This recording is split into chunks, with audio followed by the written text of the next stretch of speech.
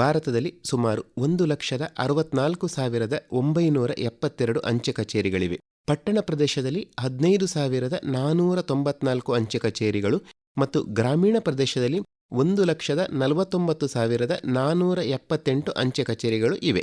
ಹಿಮಾಚಲ ಪ್ರದೇಶದ ಹಿಕ್ಕಿಂ ಗ್ರಾಮದಲ್ಲಿ 1983ರಲ್ಲಿ ಆರಂಭಗೊಂಡ ಅಂಚೆ ಕಚೇರಿಯು ಸಮುದ್ರ ಮಟ್ಟದಿಂದ 14,567 ಅಡಿಗಳಷ್ಟು ಎತ್ತರದಲ್ಲಿದ್ದು, ಇದು ವಿಶ್ವದಲ್ಲಿಯೇ ಅತ್ಯಂತ ಹೆಚ್ಚು ಎತ್ತರದಲ್ಲಿರುವ ಅಂಚೆ ಕಚೇರಿಯಾಗಿದೆ. ಭಾರತದಲ್ಲಿ ಅಂಚೆ ಸೇವೆಯಿಂದ ಹೊರತಾದ ಒಂದು ಚಿಕ್ಕ ಭೂಪ್ರದೇಶವೂ ಇಲ್ಲ.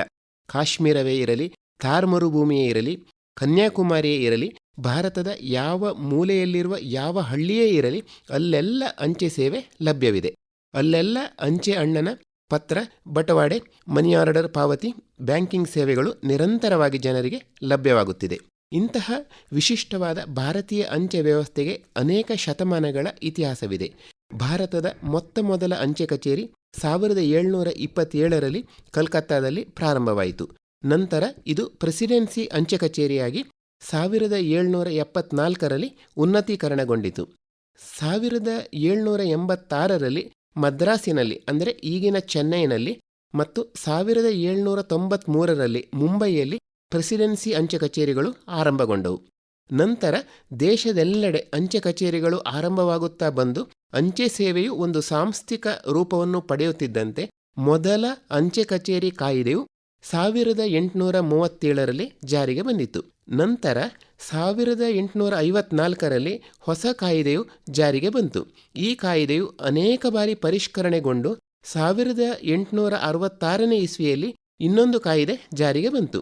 ಈ 1866ರ ಕಾಯಿದೆಗೆ 1882, 1895 ಮತ್ತು 1896ನೇ ಇಸ್ವಿಯಲ್ಲಿ ಅನೇಕ ಪರಿಷ್ಕರಣೆಗಳಾದವು. ನಂತರ 1898ರಲ್ಲಿ ಪರಿಷ್ಕೃತ ಅಂಚೆ ಕಚೇರಿ ಕಾಯಿದೆ ಜಾರಿಯಾಯಿತು. ನಂತರದ ವರ್ಷಗಳಲ್ಲಿ ಅಂಚೆ ಸೇವೆಯಲ್ಲಿ ಅನೇಕ ಮಾರ್ಪಾಡುಗಳು ಆದವು. ಇತ್ತೀಚಿನ ದಿನಗಳಲ್ಲಿ ಅನೇಕ ಹೊಸ ಸೇವೆಗಳ ಮೂಲಕ ಅಂಚೆ ಸೇವೆಯು ನಾವೀನ್ಯತೆಯನ್ನು ಪಡೆದು ಜನಜೀವನದ ಅವಿಭಾಜ್ಯ ಅಂಗವಾಗಿದೆ. ಬದಲಾಗುತ್ತಿರುವ ಕಾಲದ ಅಗತ್ಯತೆಗೆ ತಕ್ಕಂತೆ ಜನರಿಗೆ ಅತ್ಯುತ್ತಮವಾದ ಸೇವೆಯನ್ನು ನೀಡಲು ಭಾರತ ಸರ್ಕಾರವು ನೂತನವಾಗಿ ಅಂಚೆ ಕಚೇರಿ ಕಾಯಿದೆ 2023 ಜಾರಿಗೊಳಿಸಿದೆ. ಈ ಹೊಸ ಕಾಯಿದೆಯು 18ನೇ ಜೂನ್ 2024ರಿಂದ ಭಾರತದಾದ್ಯಂತ ಜಾರಿಗೊಂಡಿದೆ. ಈ ಮೂಲಕ 1898ರ ಹಳೆಯ ಕಾಯ್ದೆಯು ರದ್ದುಗೊಂಡಿದೆ. 1898ರ ಕಾಯ್ದೆಯನ್ನು ಹೋಲಿಸಿದರೆ 2023ರ ಕಾಯ್ದೆಯಲ್ಲಿ ಅನೇಕ ವಿಶೇಷತೆಗಳಿವೆ. ಹಳೆಯ ಕಾಯ್ದೆಯಲ್ಲಿ 77 ಸೆಕ್ಷನ್ಗಳಿದ್ದವು. ಈಗಿನ ಕಾಯ್ದೆಯಲ್ಲಿ 16 ಸೆಕ್ಷನ್ಗಳಿವೆ ಮತ್ತು ಸರಳವಾದ ಭಾಷೆಯಲ್ಲಿದೆ. ಅಂಚೆ ಕಚೇರಿ ಕಾಯ್ದೆ 2023ರ ಅಡಿಯಲ್ಲಿ ಹೊಸದಾಗಿ ಅಂಚೆ ಕಚೇರಿ ನಿಯಮಾವಳಿ 2024 ಮತ್ತು ಅಂಚೆ ಕಚೇರಿ ರೆಗ್ಯುಲೇಷನ್ 2024 ಇವುಗಳು 16ನೇ ಡಿಸೆಂಬರ್ 2024ರಿಂದ ಜಾರಿಗೆ ಬಂದಿದೆ.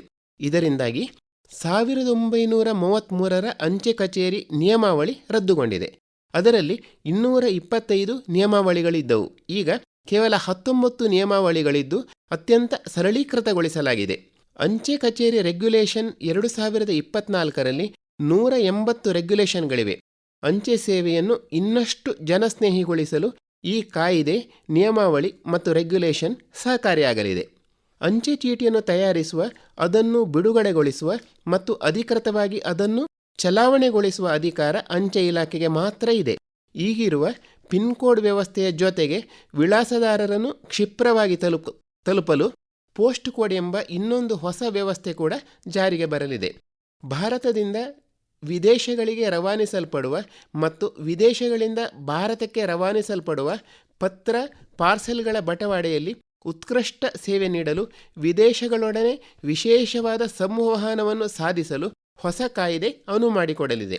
ಪತ್ರಗಳ ಮೇಲೆ, ಪಾರ್ಸೆಲ್ಗಳ ಮೇಲೆ ಅಂಚೆ ಕಚೇರಿಯಿಂದ ಮಾಡಲಾಗುವ ಗುರುತು ಅಥವಾ ಶರಾಗಳಿಗೆ ಕಾನೂನಿನಲ್ಲಿ ವಿಶೇಷ ಮಾನ್ಯತೆಯು ದೊರಕಿದೆ. ಯಾವುದೇ ವ್ಯಕ್ತಿ ಅಥವಾ ಸಂಸ್ಥೆಯಿಂದ ಅಂಚೆ ಕಚೇರಿಗೆ ಪಾವತಿಯಾಗಲು ಬಾಕಿಯಾದ ಮೊತ್ತವನ್ನು ಪಡೆಯಲು ಕಾನೂನಾತ್ಮಕ ವ್ಯವಸ್ಥೆಯನ್ನು ಜಾರಿಗೊಳಿಸಿದೆ.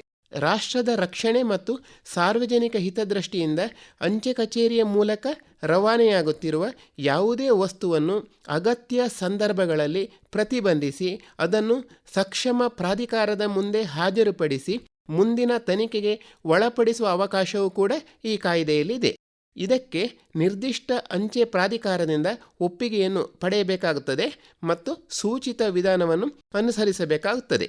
ಅಂಚೆ ಸೇವೆಗಳಲ್ಲೂ ಕೆಲವು ಬದಲಾವಣೆಗಳು 16ನೇ ಡಿಸೆಂಬರ್ 2024ರಿಂದ ಜಾರಿಗೆ ಬಂದಿದೆ. ಪತ್ರಗಳನ್ನು ಮೊದಲು 2 ಕಿಲೋಗ್ರಾಂವರೆಗೆ ಕಳಿಸಬಹುದಾಗಿತ್ತು. ಈಗ 500 ಗ್ರಾಂವರೆಗೆ ಪತ್ರಗಳಿಗೆ ಅವಕಾಶವಿದೆ. ಅದಕ್ಕಿಂತ ಜಾಸ್ತಿ ಇದ್ದಲ್ಲಿ ಅದು ಇಂಡಿಯಾ ಪೋಸ್ಟ್ ಪಾರ್ಸೆಲ್ ಎಂದು ಪರಿಗಣಿತವಾಗುತ್ತದೆ. ಈ ಮೊದಲು ಇದ್ದ ರಿಜಿಸ್ಟರ್ಡ್ ಪಾರ್ಸೆಲ್ ಈಗ ಇಂಡಿಯಾ ಪೋಸ್ಟ್ ಪಾರ್ಸೆಲ್ ಎಂದು ಬದಲಾವಣೆಗೊಂಡಿದೆ.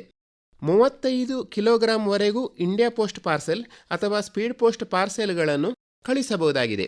ನೋಂದಾಯಿತ ಅಲ್ಲದ ಅಂದರೆ ಅನ್ರಿಜಿಸ್ಟರ್ಡ್ ಪಾರ್ಸೆಲ್ ಸೇವೆ ಈಗ ಇರುವುದಿಲ್ಲ. ಇಂಡಿಯಾ ಪೋಸ್ಟ್ ಪಾರ್ಸೆಲ್ ಅಥವಾ ಸ್ಪೀಡ್ ಪೋಸ್ಟ್ ಪಾರ್ಸೆಲ್ ಅನ್ನು ಕಳಿಸುವಾಗ ಒಂದು ಸ್ವಯಂ ಘೋಷಣೆಯ ಫಾರ್ಮ್ ಅನ್ನು ಗ್ರಾಹಕರು ಭರ್ತಿ ಮಾಡಿ ಅಂಚೆ ಕಚೇರಿಗೆ ಸಲ್ಲಿಸಬೇಕಾಗ್ತದೆ.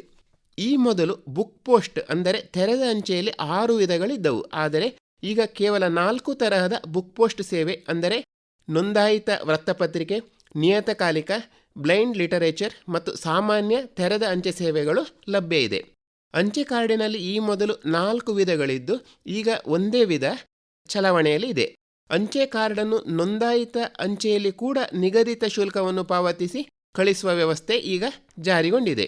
ನೋಂದಾಯಿತ ವೃತ್ತಪತ್ರಿಕೆ ಅಂದರೆ ರಿಜಿಸ್ಟರ್ಡ್ ನ್ಯೂಸ್ ಪೇಪರ್ ಗರಿಷ್ಠ ವಾರಕ್ಕೊಮ್ಮೆಯಾದರೂ ಪ್ರಕಟವಾಗುತ್ತಿದ್ದಲ್ಲಿ ಮಾತ್ರ ಅಂಚೆ ಇಲಾಖೆಯಲ್ಲಿ ನೋಂದಾಯಿಸಿ ವಿನಾಯಿತಿ ದರದಲ್ಲಿ ರವಾನಿಸಬಹುದಾಗಿದೆ. ಒಂದೊಮ್ಮೆ ಪಾಕ್ಷಿಕ, ಮಾಸಿಕ, ತ್ರೈಮಾಸಿಕ, ವಾರ್ಷಿಕ ಇತ್ಯಾದಿ ಪತ್ರಿಕೆಗಳಾಗಿದ್ದಲ್ಲಿ ಅವುಗಳನ್ನು ತೆರೆದ ಅಂಚೆಯಲ್ಲಿ ಪಿರಿಯಾಡಿಕಲ್ ಅಂದರೆ ನಿಯತಕಾಲಿಕ ಎಂಬ ವರ್ಗದಡಿಯಲ್ಲಿ ಮಾತ್ರ ಅದಕ್ಕೆ ಅನ್ವಯಿಸುವ ಅಂಚೆ ದರವನ್ನು ಪಾವತಿಸುವ ಮೂಲಕ ಕಳಿಸಬಹುದು. ಇಂತಹ ಪತ್ರಿಕೆಗಳನ್ನು ಅಂಚೆ ಇಲಾಖೆಯಲ್ಲಿ ಪ್ರತ್ಯೇಕವಾಗಿ ನೋಂದಾಯಿಸುವುದಿಲ್ಲ. ಆದರೆ ಆ ವೃತ್ತಪತ್ರಿಕೆಗಳು press and registration of periodicals act 2023 2023 ಇದರ ಅಡಿಯಲ್ಲಿ ನೋಂದಾಯಿತವಾಗಿರಬೇಕು. ಈ ಮೊದಲು ಇದ್ದ ವ್ಯಾಲ್ಯೂ ಪೇಯಬಲ್ ಪೋಸ್ಟ್ ಅಂದರೆ VPP ಸೇವೆಯು ಈಗ ಲಭ್ಯವಿರುವುದಿಲ್ಲ. ಅದರ ಬದಲಾಗಿ ಹೆಚ್ಚು ಅನುಕೂಲತೆಗಳಿರುವ ಕ್ಯಾಶ್ ಆನ್ ಡೆಲಿವರಿ ಅಂದರೆ ಬಟವಾಡೆಯ ಸಮಯದಲ್ಲಿ ಹಣ ಪಾವತಿ ಮಾಡಿ ತೆಗೆದುಕೊಳ್ಳುವ ಸೇವೆ ಈಗ ಲಭ್ಯವಿದೆ. ಈಗ ರಿಟೇಲ್ ಗ್ರಾಹಕರಿಗೂ ಕೂಡ ಈ ಸೇವೆ ಲಭ್ಯವಾಗಲಿದೆ. ಇನ್ನು ಅಂಚೆ ಕಚೇರಿಗಳಲ್ಲಿ ಇಂಡಿಯನ್ ಪೋಸ್ಟಲ್ ಆರ್ಡರ್ಗಳು ಮೊದಲು ರೂಪಾಯಿ 1, 2, 5, 7, 10, 20, 50 ಮತ್ತು 100 ರೂಪಾಯಿಯ ಮುಖಬೆಲೆಗಳಲ್ಲಿ ಲಭ್ಯವಿದ್ದವು. ಈಗ ರೂಪಾಯಿ 10, 20, 50 ಮತ್ತು 100ರ ಮುಖಬೆಲೆಗಳಲ್ಲಿ ಮಾತ್ರ ಇಂಡಿಯನ್ ಪೋಸ್ಟಲ್ ಆರ್ಡರ್ಗಳು ಲಭ್ಯ ಇದೆ. ಈ ಮೊದಲು ಮನಿ ಆರ್ಡರ್ಗಳನ್ನು ಕಳಿಸುವಾಗ ಪ್ರತಿ ಮನಿ ಆರ್ಡರಿನ ಮೊತ್ತ ರೂಪಾಯಿ 5,000ವನ್ನು ಮೀರುವಂತಿರಲಿಲ್ಲ. ಆದರೆ ಈಗ 10,000 ರೂಪಾಯಿವರೆಗೂ ಮನಿ ಆರ್ಡರ್ಗಳನ್ನು ಕಳಿಸಬಹುದಾಗಿದೆ. ಅಲ್ಲದೆ ಯಾವುದೇ ವ್ಯಕ್ತಿಯು ಮನಿ ಆರ್ಡರ್ ಮೂಲಕ ಪ್ರತಿ ತಿಂಗಳು ಪಡೆಯಬಹುದಾದ ಹಣ ರೂಪಾಯಿ 20,000ವನ್ನು ಮೀರುವಂತಿಲ್ಲ ಎನ್ನುವ ಒಂದು ಹೊಸ ನಿಬಂಧನೆ ಕೂಡ ಜಾರಿಗೆ ಬಂದಿದೆ. ಆದರೆ ಇದು ವೈಯಕ್ತಿಕವಾಗಿ ಕಳಿಸಲ್ಪಡುವ ಮನಿ ಆರ್ಡರ್ಗಳಿಗೆ ಅನ್ವಯಿಸುತ್ತದೆ. ಹೀಗೆ ಬದಲಾದ ಕಾಲಘಟ್ಟದಲ್ಲಿ ಗ್ರಾಹಕರ ಹಿತ, ಗ್ರಾಹಕರ ಸುರಕ್ಷತೆ ಹಾಗೂ ರಾಷ್ಟ್ರದ ಸುರಕ್ಷತೆಗಳಿಗೆ ಪೂರಕವಾಗಿ ಅಂಚೆ ಕಚೇರಿ ಕಾಯ್ದೆ 2023, ಅಂಚೆ ಕಚೇರಿ ನಿಯಮಾವಳಿ 2024 ಹಾಗೂ ಅಂಚೆ ಕಚೇರಿ ರೆಗ್ಯುಲೇಷನ್ 2024 ಜಾರಿಗೆ ಬಂದಿದೆ. ವಿಶಾಲವಾದ ಭಾರತ ದೇಶದಲ್ಲಿ ಬಹುದೊಡ್ಡ ಸೇವಾ ಜಾಲದ ಮೂಲಕ ಅಂಚೆ ಕಚೇರಿಗಳು ಜನರ ದೈನಂದಿನ ಜೀವನದಲ್ಲಿ ಅತ್ಯಮೂಲ್ಯವಾದ ಪಾತ್ರವನ್ನು ವಹಿಸುತ್ತಿವೆ. ಹೊಸ ಅಂಚೆ ಕಚೇರಿ ಕಾಯ್ದೆ, ನಿಯಮಾವಳಿ ಮತ್ತು ರೆಗ್ಯುಲೇಷನ್ಗಳ ಅಡಿಯಲ್ಲಿ ಅಂಚೆ ಕಚೇರಿಗಳು ಇನ್ನಷ್ಟು ಉತ್ತಮ ಸೇವೆಯನ್ನು ಜನರಿಗೆ ನೀಡಲಿವೆ.